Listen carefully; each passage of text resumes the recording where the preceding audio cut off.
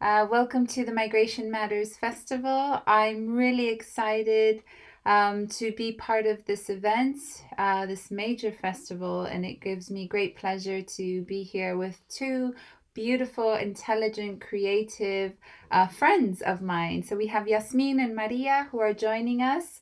One is in Coventry, Maria's in Coventry, and Yasmin is in the West Midlands as well. I am in Sheffield.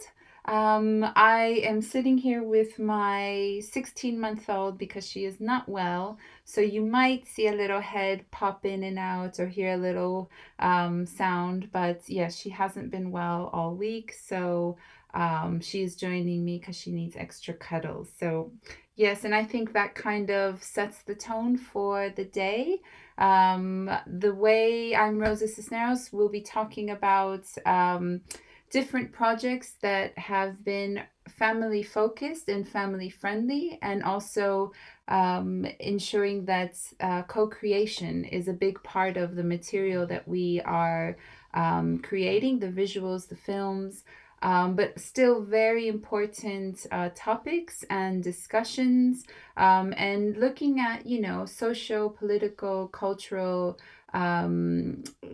themes that are around human rights, that are around migration, that are around women and intersectionality. So yes, thank you for joining us, those that are here in the actual room with us, but also those of you that are connecting via the various platforms. Thank you. I must say thank you also to the Migration Matters team and those behind the scenes that are helping us make this happen. There's also, the rest of the Migration Matters team, and also the other participants in festival events, because I think that this is an ongoing conversation that everyone has a place inside of. And so I'm very honored that, we've are part of that legacy and part of that conversation. So I'd like to welcome Yasmin and Maria. Please, can you present yourselves and a little bit about your role in the projects, and then I'll frame the projects and talk about the actual, and we'll show actually some examples of the work that we created. So yes, Yasmin, Maria, welcome. Hello, everyone. Thank you very much, Rosa, for your introduction. My name is Yasmin, and I'm a grassroots Roma woman from Slovakia. My role in this project was that I interviewed women from Slovakia, grassroots Roma women, and we talked about various topics such as human rights, climate justice, recycling, and education, and what are their goals and hopes for the future. And I also audio translated a book related to climate justice, Greta, and also recycling.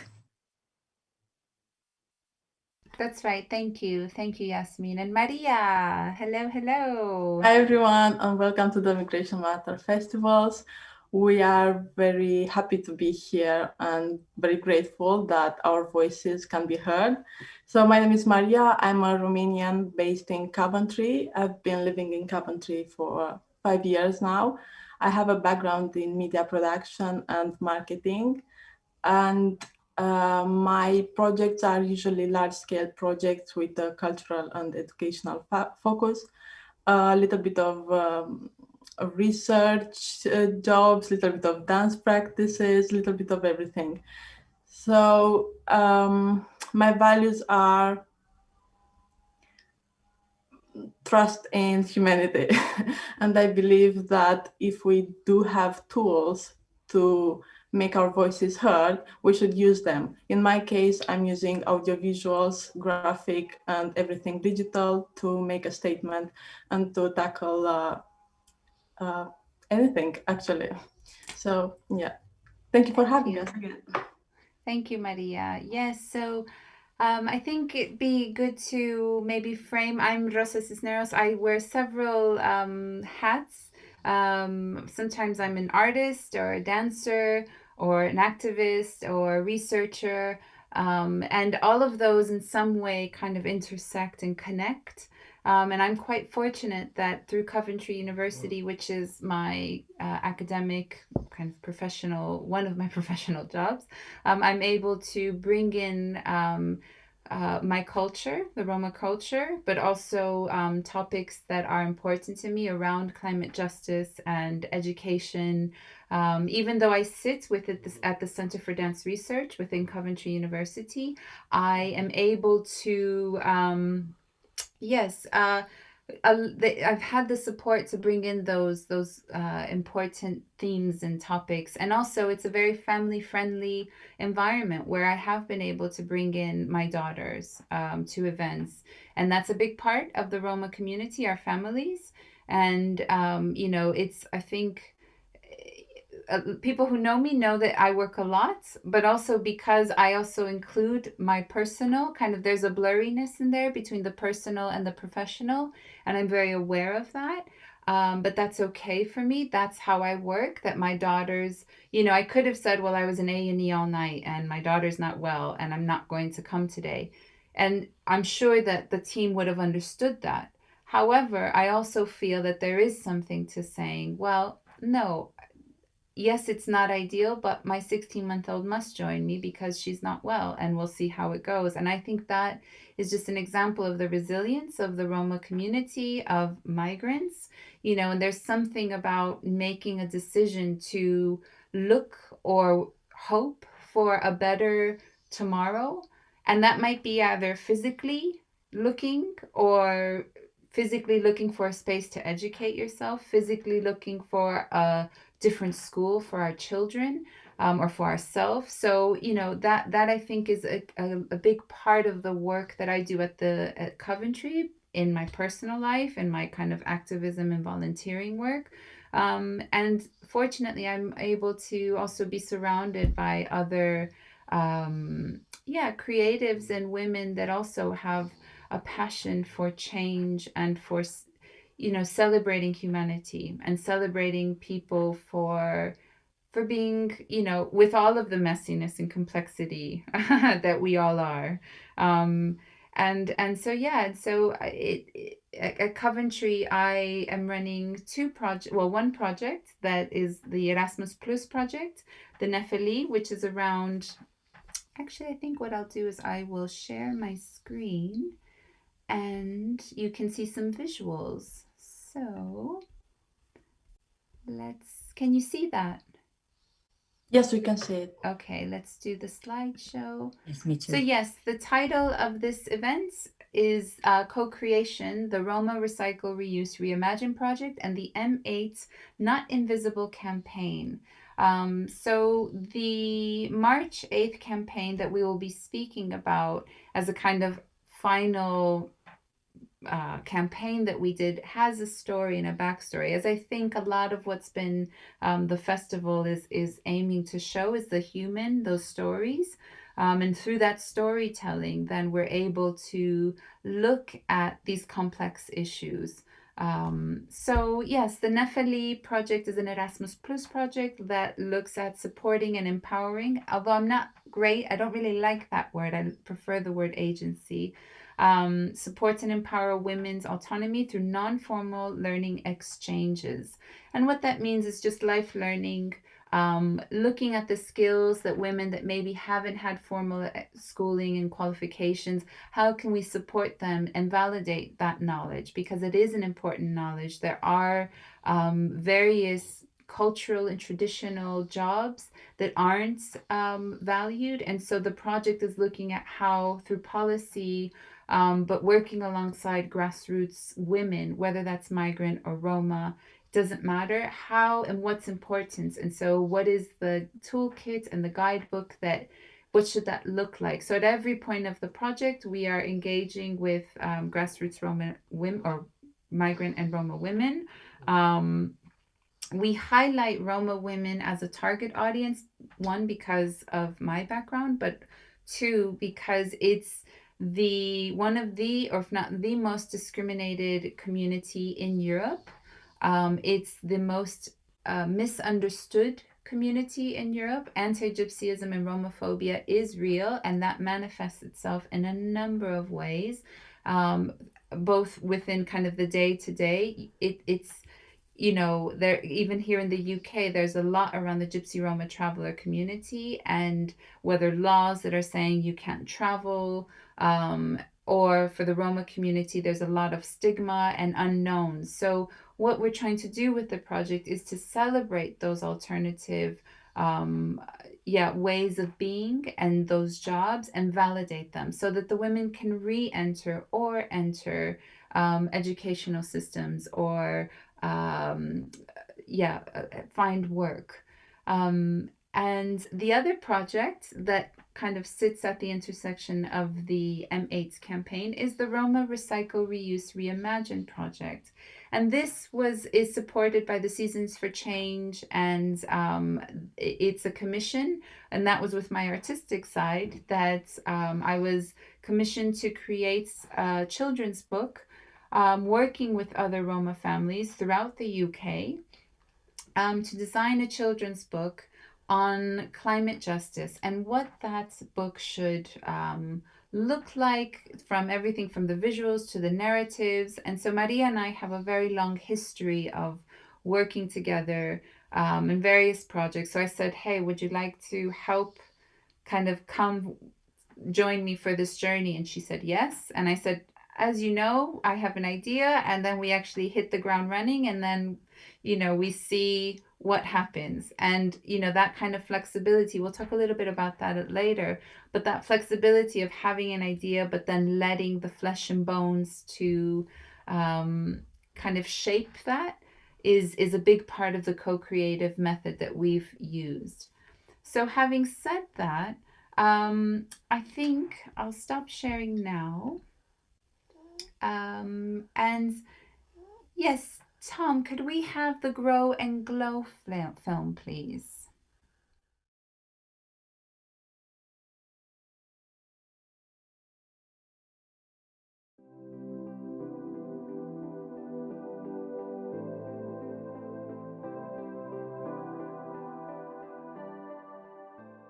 Grow and Glow.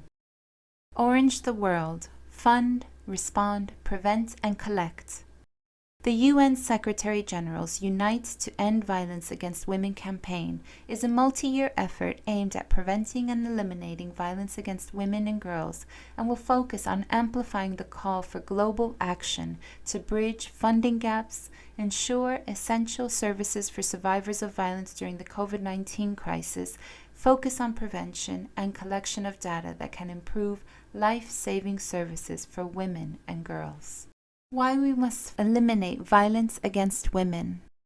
Violence against women and girls is one of the most widespread, persistent, and devastating human rights violations in our world today, and remains largely unreported due to the impunity, silence, stigma, and shame around it.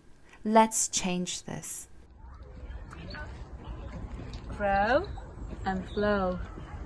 Say stop to domestic abuse now. Grow and glow. We say no to violence against women. Grow and glow. Say no to violence against women. Grow and glow. We say no to violence against women. Grow and glow. We say no to violence against women. Grow and glow. We say no to violence against women. Grow and glow. Say no to domestic violence now. Grow and flow. Just let it go. Say no to domestic abuse. Grow and glow. Say no to violence against women. Don't suffer in silence. Speak out.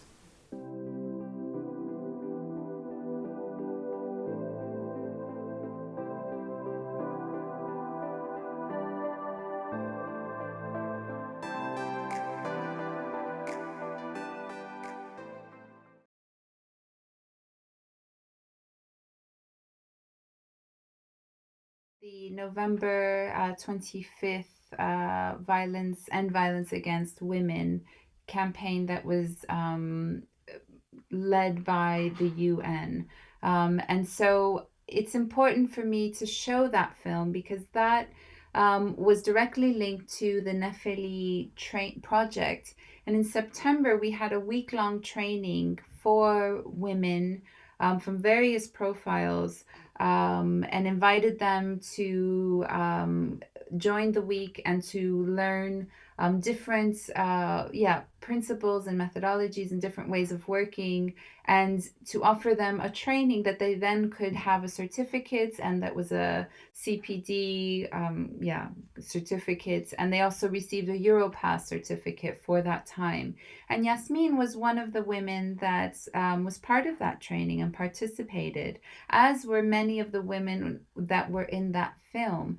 And that film included women from grassroots communities from throughout the UK, that were Roma, from Romania, from Slovakia, from Hungary, but also we had Scottish travelers, we had non-Roma. You saw that Robert was there, a Roma male. And that film was co-created. The Grow and Glow was, I think that was Teresia's idea. We had a WhatsApp chat that we were using, and we said, hey, why don't we do this? And, and it just kind of grew into something. This little drop kind of had this ripple effect. And that film was edited by Aluna Ledapatu. Sorry, I always get the names wrong. And myself, and we kind of pieced that together. And then that was used throughout November. So a lot of the women that were part of the training through Nefeli connected, and a network was created. There was already an existing network and friendship. I knew Yasmin through Teresia, but within this professional environment, I hadn't worked with you. And so through that film, that was then part of this larger global campaign, we connected and we created that film. Yasmin, I don't know if you wanted to say anything about that process.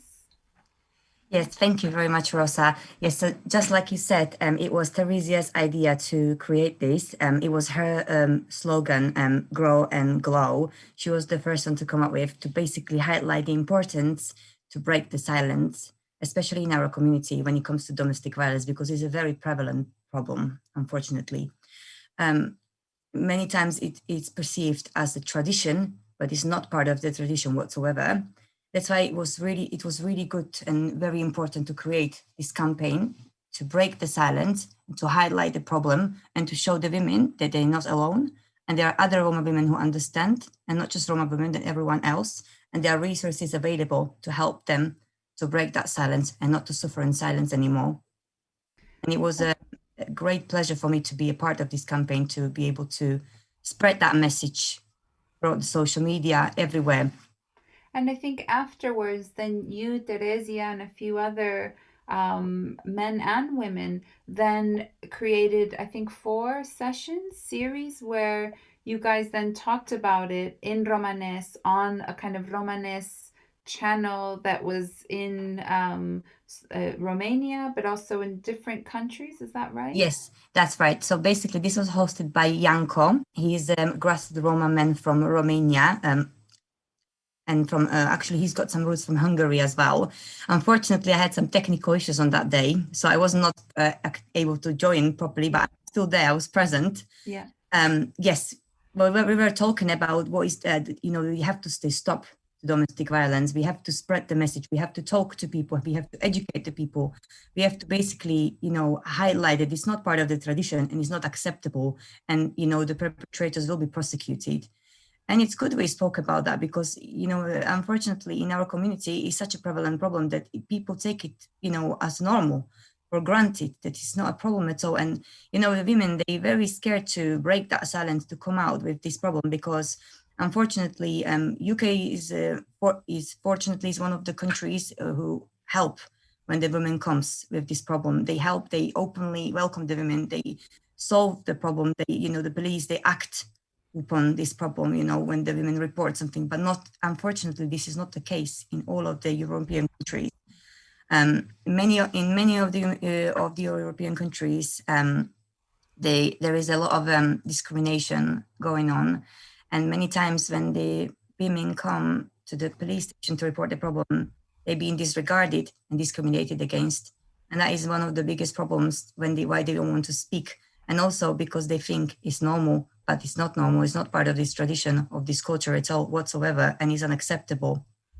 That's right. That's right. And I think you've touched on a point there, that the discrimination and, well, racism that the community members from various countries are experiencing back home. There's a real mistrust and disconnect with the police, with the services, because Roma aren't treated well.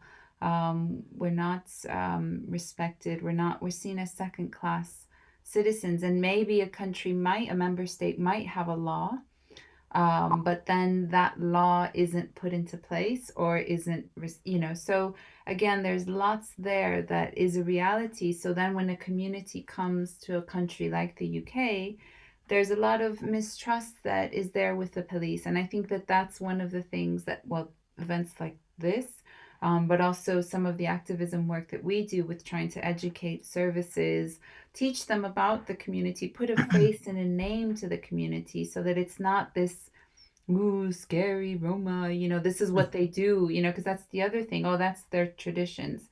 And as you said, it's not our traditions. And it's just, from both sides, there's a lack of pride, there's a lack of awareness. There's also, we've been told that, I see that all the time, that, women say to me, well, this is how it was for my mother, so this is how it should be for me. And, breaking that and challenging that in a healthy way is difficult and takes time.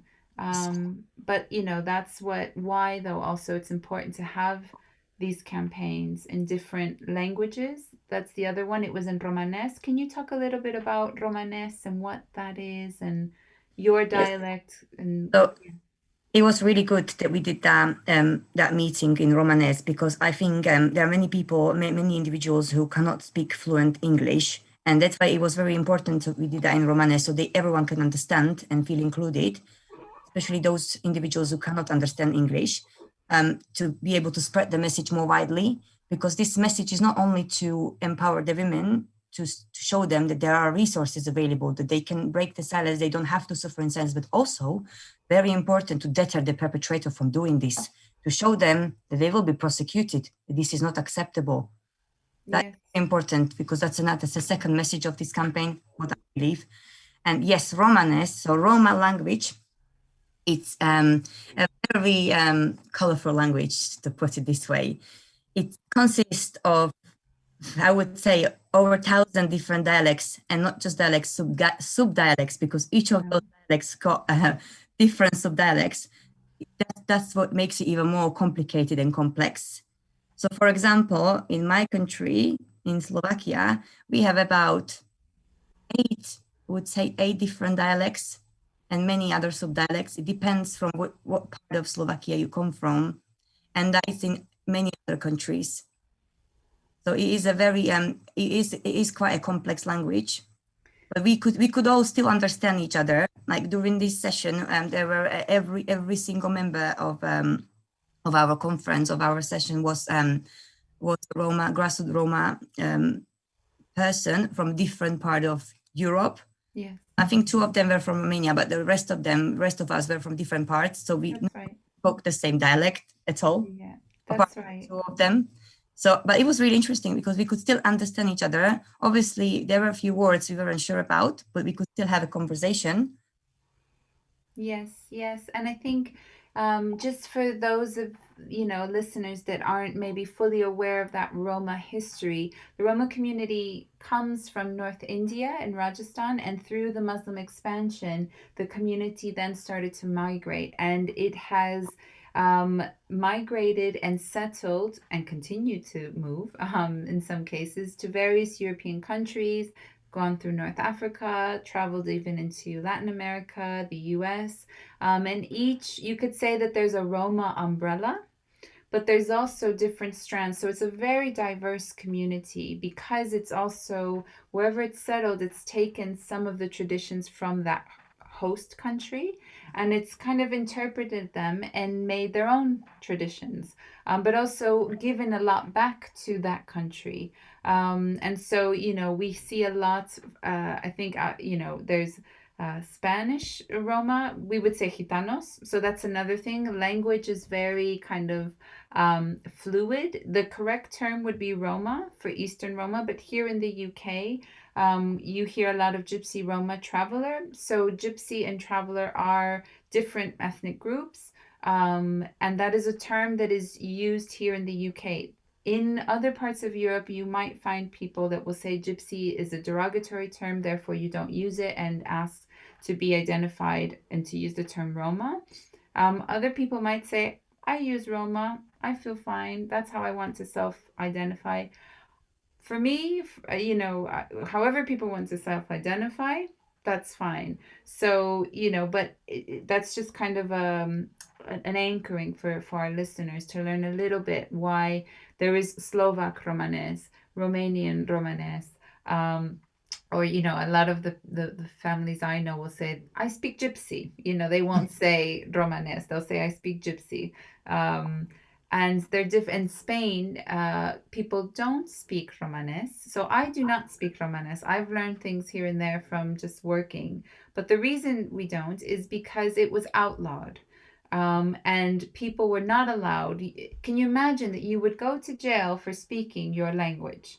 So, but that was the case. And, and if you want to learn more about that, there is an archive, an online archive that was created with other Roma community members, activists, and academics, as well as grassroots, that looks at these various strands. And I will put a link into the chat about the romearchive.eu, and that resource that's available to learn more. So yes, I think that's an important part to say, that it is seen as kind of Roma, and often Roma problem. But it's a very diverse community, very rich culture, very beautiful. We're a community of solidarity. Yes. And very misunderstood. Yes. Do you want to talk a little bit about that misunderstanding and how it's misunderstood? You see, unfortunately, in many countries, they see us, unfortunately, they see us as criminals, or they see us as, someone who should be on the edge of the society. They don't give us the same rights. We're not treated equally, which is really, really, really sad. I cannot see why is this happening. Sometimes I don't understand, because we all equal, we all human beings. And, many times, because of this problem, Roma people are very reluctant to cooperate, and there are problems basically in the community, and obviously a lot of riots and a lot of problems happening after that. But that's all because we're being really misunderstood, and because we're not being given chance and not being included. We're being excluded from the society, and that's what creates basically the problems. So that's what I mean by the word misunderstood, because I think that every single human being should be included. Yes, and you'll hear that in a lot of the work that I do, I often act as a bridge in between maybe services and community members, and try and massage a conversation there. And I'll hear, I've always asked people to be honest with me, and no matter what they're thinking, just it's better to be honest, and then we can have a real conversation that can then lead to change. So in those, if I'm talking to maybe a council staff member or an educator or a head teacher, they'll say, but we are trying to integrate, we are reaching out, we are doing this. And fair enough, maybe you think you are, but maybe that's not the best way to engage with this particular community. Or have you considered A, B, and C? Or maybe if you are, maybe that community doesn't respond because there's not a trust there. And so it becomes about, how do we create a trust there? And that takes time. And oftentimes, if we're missing children, or if we're, social services has taken a child from a family, there isn't that time and resources there. No, that's right. And so, it is tricky, but, there is, how much do you actually know about the communities you're working with to understand the nuances, the kind of particularities that, I remember I'd have to go into councils and say, if you have a family of 10 people come to a class or come to a meeting, it's not that they're trying to intimidate you. It's that those 10 family members, it's a clan mentality. We care, they want, everyone is there to support and to help that child. And so it shouldn't be seen as a threat. However, I can understand why for maybe a head teacher or council member, having 10, family members show up for one meeting is like, hmm? But if you can just kind of frame it that actually they're all there because they love that child and they want to understand and support each other because it is a family unit, then you have a different appreciation for why. And it's a moment to engage rather than a moment to be afraid. That's a great point you just touched, Rosa. I think I do personally believe there is really a lack of cultural awareness in a lot of different settings, not just schools, but everywhere, like city councils, like you just mentioned. I personally feel if there would be more cultural awareness in these type of settings, things would be much easier. Everything would go much more smoothly, and these type of things could be resolved very quickly. Yes. And it's worth mentioning that June is Gypsy Roma Traveler History Month. I think not many people know that, including community members, but here in the UK, June is Gypsy Roma Traveler History Month. So it's quite, I think, beautiful that we're able to be part of the festival and to honor that. I hear you, honey. So yes. Maria, it's been the Yasmin and Rosa show. Do you want to add anything from your experience of working? You've been supporting different projects that deal with Roma, social, cultural aspects. Is there anything you want to add to the conversation? You were saying earlier about dropping a seed or a drop. I'm not sure how you said it. So dropping, I always like to do this metaphor with our projects, is dropping a seed into the ground. That seed from a simple idea will grow into a bigger project, and that bigger project will grow into maybe changing the government's laws. But the seed will take time, so we won't see results in a day. Every tree grows in few years, so we should wait, but work in this time to tackle these stereotypes, because it's not fair for anyone. And I'm an immigrant myself. I've been there, and actually everybody's an immigrant. If you look into the history, no one was here from the beginning. We all migrated, whether it be from economic factors or political or cultural. We all chose our places, and if not us, our grandparents and our ancestors. And I believe our purpose is to raise awareness, to convince people to donate, and to just listen to us. We have a voice, and most of the times we are doing good work, and we are here with positive intentions and good thoughts. That's right. And I think that's a lovely kind of segue into the campaign of the M8's Not Invisible campaign, which is about that, is about, planting seeds and hoping that things grow, respecting that time, that it does take time, but the importance also that education plays, the importance that different projects play. That there's activism, and then there's also the artistic work and how that work supports the activism and that change. I think I'll segue into the Roma Recycle, Reuse, Reimagine project, which is our book project.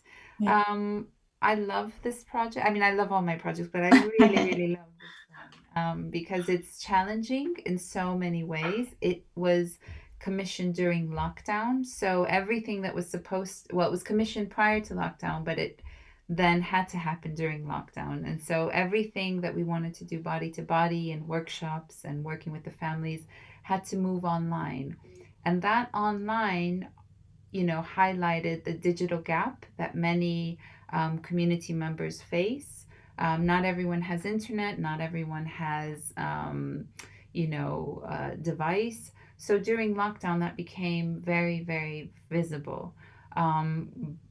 And so in discussing with the Seasons for Change directors, they said, Rosa, do you want to wait? I said, no, we're going to do it. One of the things about artists, but also about the Roma community, is that we're resilient. We find a way. We will make it happen. We have a great work ethic. And this book project will happen.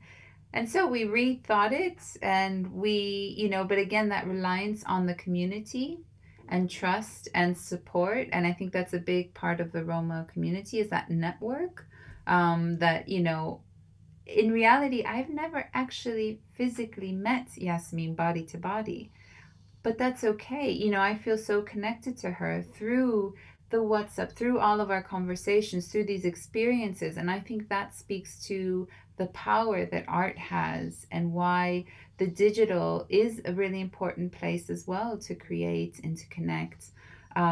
So yes, the Roma Recycle project, we held various workshops online, but it became very apparent that schools needed different resources to engage the families. And so we were making craft packages for different families and sending those via the post to them, so that when we had the workshops on Zoom, we could have that material and they could work together and they could create, and yeah, things were facilitated.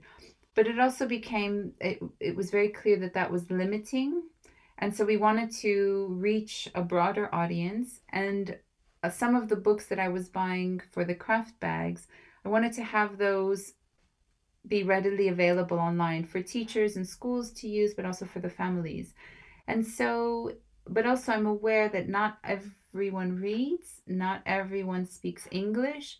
So we decided that it would be great to have audio files of these books being read in different languages.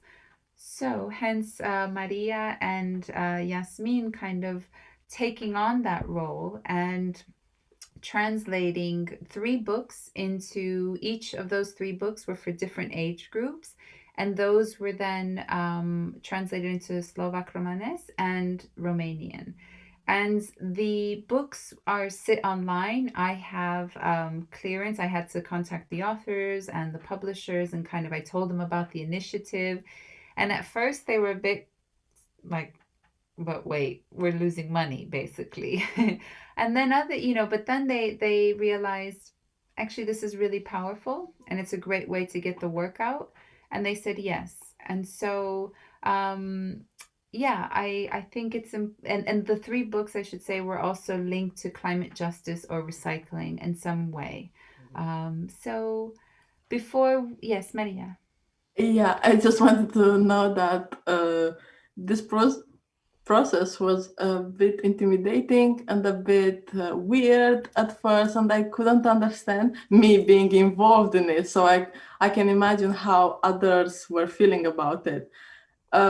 But if you look at the bigger picture and you see the purpose of this project, to get the book out and to get Romanes children and to understand that there is someone from the outside talking to them and showing them that they matter and that they are heard, and look, we did something for you, enjoy it.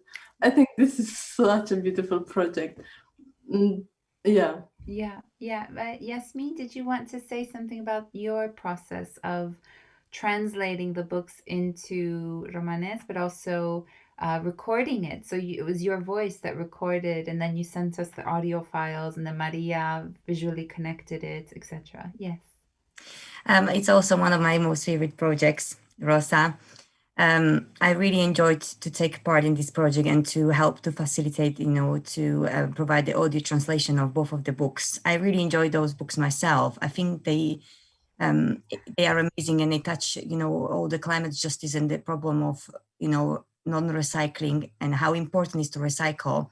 And they most importantly educate so much. Me personally, I've learned so much from those two children's books.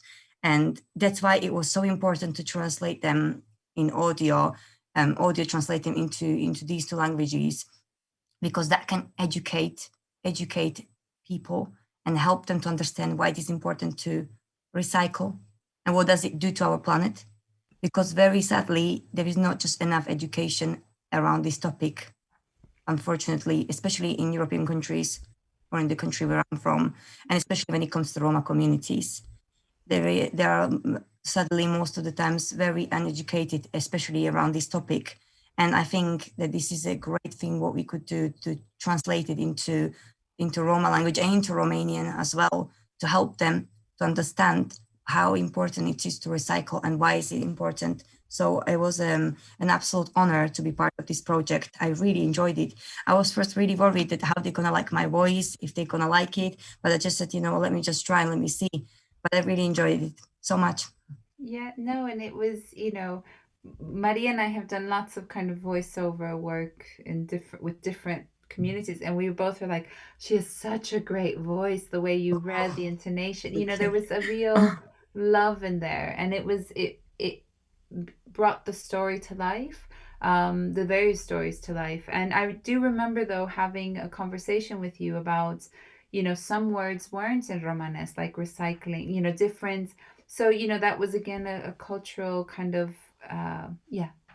Yes, unfortunately, not every single word can be translated into Romanes. As you said, because Roma people were migrating from one country to another, they picked up most, of terminology from that particular country they were residing for the time being. That's why Roma language, as I haven't forgot to mention before, it consists of so many different languages. Like, there are words which are used in Spanish, which are used in Urdu, especially Urdu and Punjabi. That's a root language. That's where the Roma language originated from, because in every single Roma dialect, I have not came across a dialect where I would not encounter Punjabi or Urdu words. So right. They are the root words, the most important words. So that's the root language basically. That's right. That's right. And I think that, it's important to highlight that.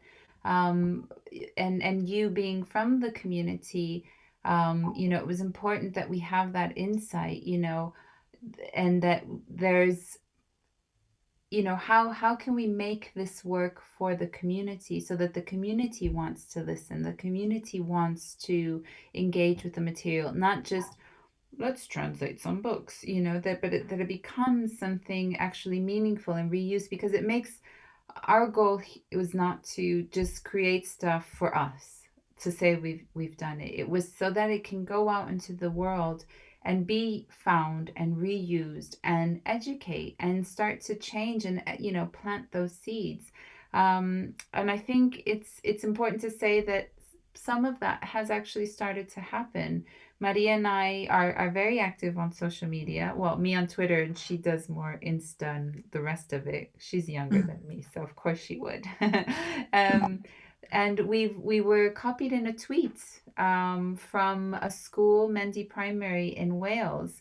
And they said, oh, we were doing research on Greta, and we found this book on Greta Thunberg in Romanian. And the Roma kids were they were Romanian Roma kids in Wales. And, they were so excited to find that exists, to then use it. And the school then contacted us, said they wanted to be part of the project, asked how they could make and create their own books on climate justice. And the school was willing to keep working on the topic. Obviously, they were looking at Greta, so they had an interest already in climate justice and who she is. But they took that further and allowed, they had various sessions on the topic. So, and using and reusing some of our materials. So again, it was a real, just one of those moments when you say, that's why we work so hard, because you see it. And they sent us videos of the kids kind of reading the poetry and the work that they created, but also a film of the kids listening to Maria read the stories in Romanian. And Maria, I don't know if you want to respond or reply to any of that. Yeah, of course. When I've seen that my voice was in the classroom, it was such a nice feeling. And as you said, I thought, oh, this was worth it. All the work and all the translations, and of course I don't speak Romanes, and Yasmin sent me the translation in Romanes, and I had to link those to the books and to the images, and it was not an easy process.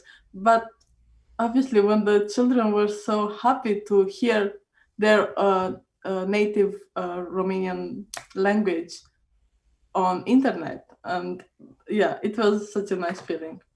Yeah, and they were full of pride. You know, you could just see they were engaged and very proud. And you know, another point is that um as you said, it wasn't easy. It was tricky. So Yasmin was sending me the audio files, and then the way they were being sent, it was just our devices weren't compatible, so the way you were labeling them wasn't translating, so we had to then that was like the first hiccup. You know, we had to kind of negotiate that. And then I was sending them to Maria. Then Maria, you know, I was saying, okay, this is for page 1, this is for page 2. And then Maria also had to take pictures of the book and kind of get the visuals and then connect the audio. And, you know, eventually there was a lot of back and forth of that process. And then Yasmin was saying, oh, could you actually, that was needed to be shifted here and there, but so there was a lot of kind of back and forth. And that, I think, Yasmin, was your first time editing with films and this process. Do you want to speak a little bit about that? Yes, that was my very first time, and that's why I was very nervous at the beginning because of that, because, you know, first time is always the first time. Sure. Very daunting, but, you know, I would not be able to do it without you and Maria, without your help. It's amazing how you explained, you know, to me what to do and how to do it. You know, the way how I was led by you too, it was amazing. That's how I was able to obviously produce what I did produce. Yeah, thank you. And at the very end, we had the 6 books, and then you said, you know, I wonder if we should add some sound effects to kind of bring the book to life a little bit more. Yes. And Maria and I were like, idea, actually. It's a great idea, obviously, but it was like more work, and we were like, but we had to honor it. No problem. But you know, that's the point, that it was a fantastic idea. And I think those little sound effects gave it another layer and another texture. And just to also highlight, you know, both of you were paid. You know, that's the other thing. Like, that is an important part of it, to honor people's time. That's an important part of the way I work.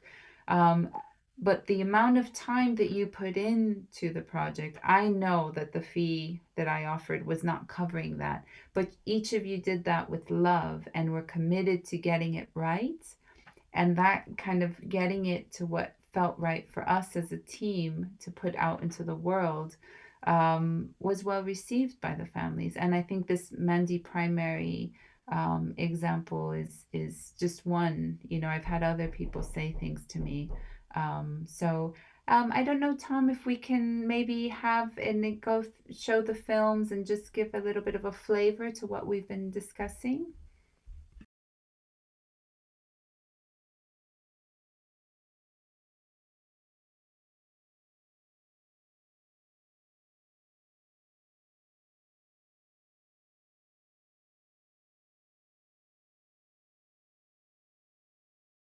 Este Reciclează. Ilustrație de Jess Stockham. Toți membrii familiei erau în garaj, sortând obiectele vechi. Sora mai mare întreabă: în ce cutie pot să pun asta? Sora mai mică completează: dar aceasta, mama le răspunde: camionul de reciclare va veni să le ia pe toate. Într-o zi de duminică, toată familia a făcut o vizită la centrul de reciclare. Sora mai mică se minuna: wow, uite-te la toate astea, Oare de unde vin și ce se întâmplă cu containerele acestea când sunt pline?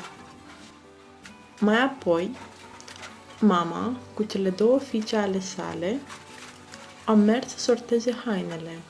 Fiica cea mică întreabă, pot să pun hainele aici? Dar încălțările unde le pot pune? Mama le răspunde, o să golesc aceste conserve, iar mai apoi o să vin să vă ajut.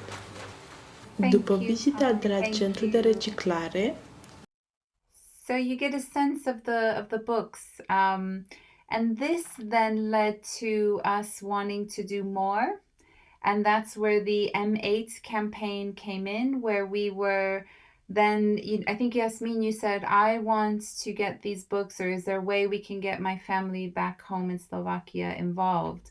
Can we send craft bags to them? Is there something we can do?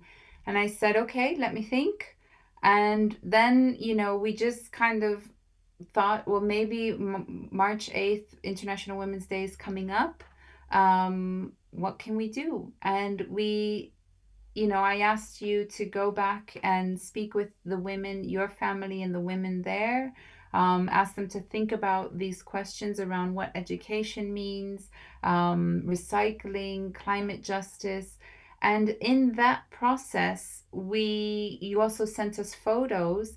And through that, then the M8 Not Invisible campaign emerged. As you were sending the replies, and I was seeing that some of the women were wearing these high, visor kind of jackets, fluorescent jackets.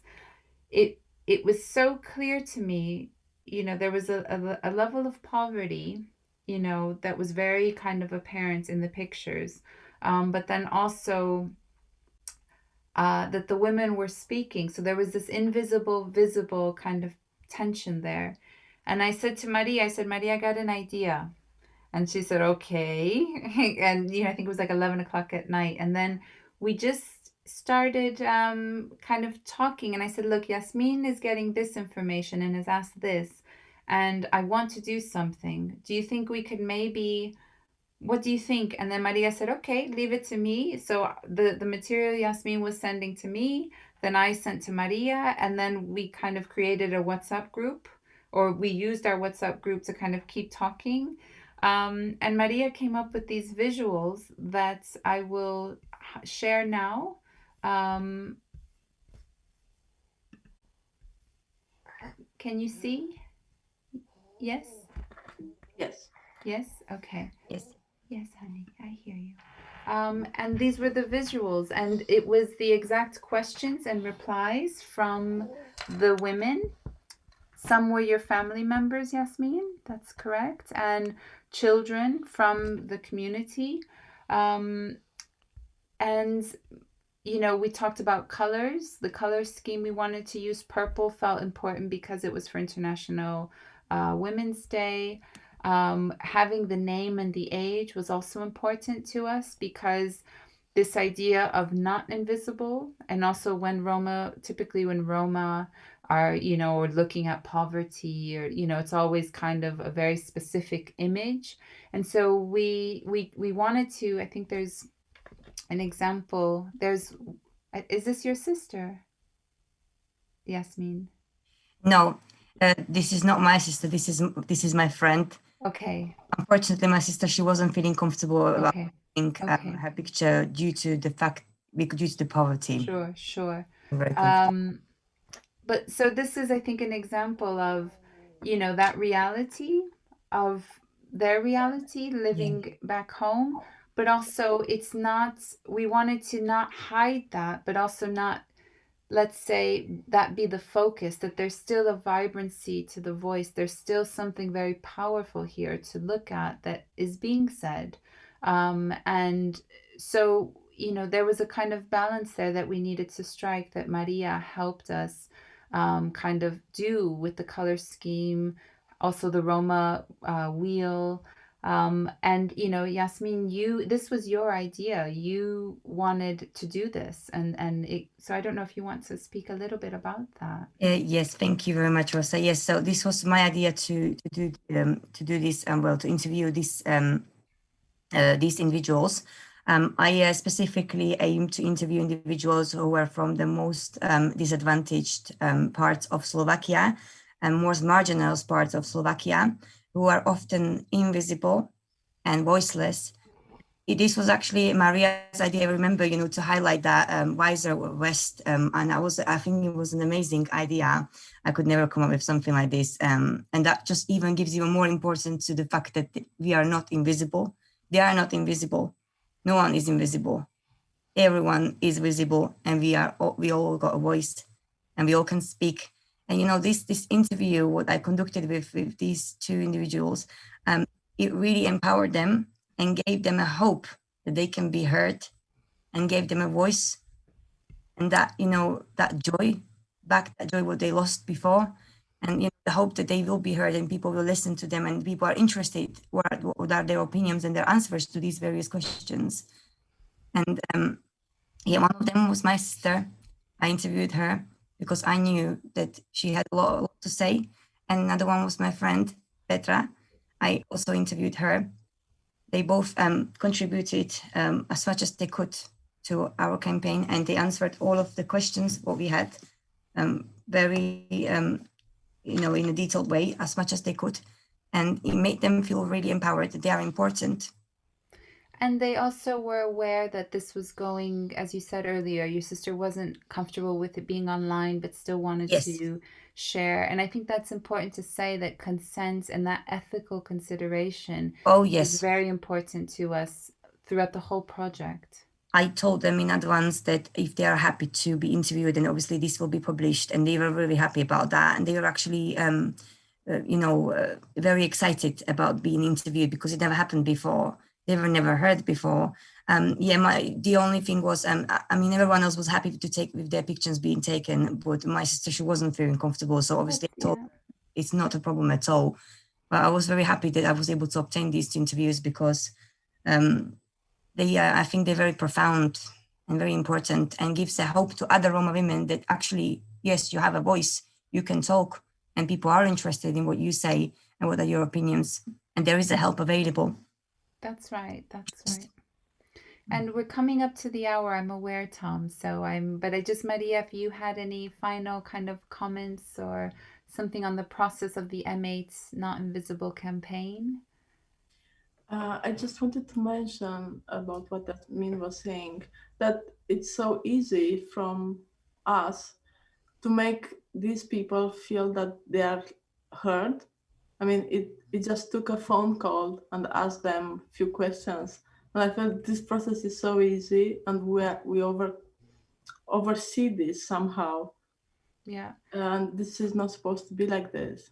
And I think that goes back to how we started, kind of that miscommunication that happens sometimes between services and the community members, or Roma and non-Roma, that there's, it's just about trying to connect. Everyone wants to be seen and heard, and I think that's really powerful.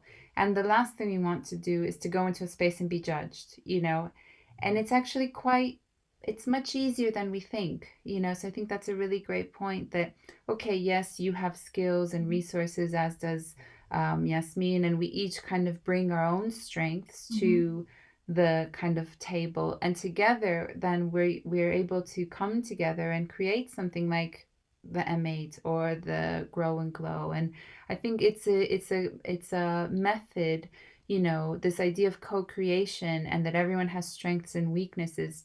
When we can do that and accept and honor that, then a lot is possible and powerful. It's okay.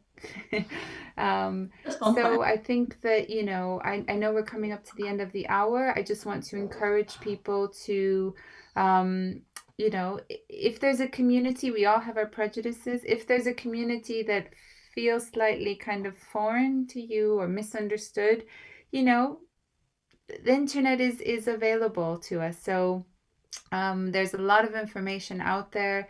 Do feel free to visit the M8 campaign. There's a video with all of the visuals that we've made that's online. And yes, you can check out either the Nefeli project or the Roma Recycle, Reuse, Reimagine project. And I think Maria also has it on her Real Master Productions website. So thank you both for everything. Thank you to everyone listening and connecting, and to the Migration Matters Festival. Thank you for this important platform and the space. So it's really beautiful work. So thank you, everyone. Thank you everyone for having us. Bye-bye. It was a pleasure. Bye. Thank you very much. It was a pleasure. Bye.